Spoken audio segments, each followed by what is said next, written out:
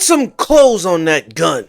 We do not want any weapon nudity. Nobody want to see your Glock cock flying all around. Put that shit in some holsters. The Naked Gun.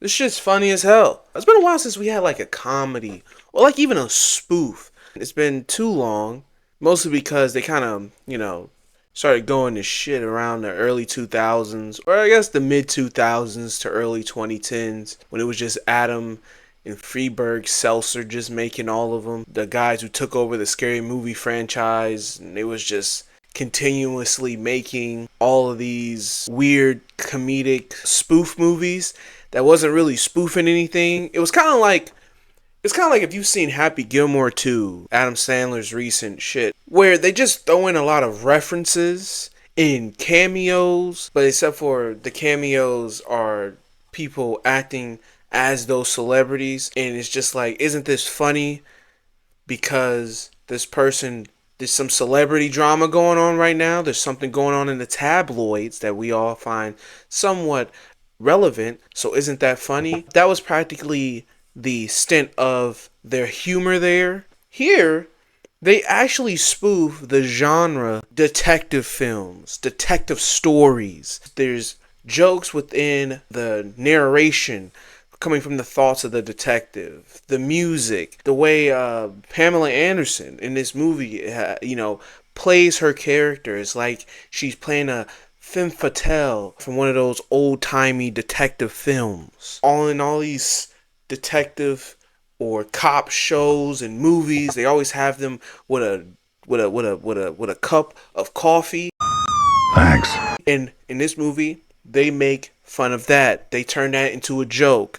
And they have so many gags with the coffees throughout the film as well. Like, they get bigger cups of coffees. Sometimes they put a coffee down and it's like coffees all over the place. Or they swap out coffees with each other to get more coffees.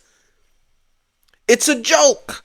That's where the humor is. The humor here is silly, it's fun, it's gaggy, it's puns, it's jokes. There's so many offhanded jokes, background visual jokes, jokes where people are talking. There's jokes in the jokes while people are talking. It's very much a spoofy comedy that is sometimes breaks the fourth wall as well. Has self-referential jokes in there.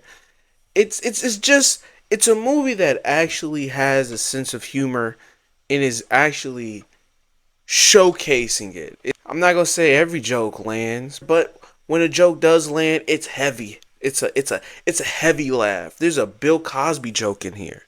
That's fucking brilliant. The movie is short, so there's not much to really say about it. It's only like an hour and 25 minutes, so it's a lot of quick jokes as well. What I also like about this movie is that the subject of the joke is a lot of times the old style of ways of doing things. That's a big joke here. These older guys always talking about how sensitive and how much the world has changed and everything like that, because they idolize these certain things about masculinity and manhood that they themselves can't even achieve or live up to. And that also, what I love is that towards the end of the movie, they lead up to a joke that showcases that. I'm like, oh, that's pretty great. That's a pretty great joke that they have these two bonding over these things. And when someone is actually met with these sort of like ideals and these characteristics versus a person who idolizes them, when they clash, it's just like, you wasn't really that.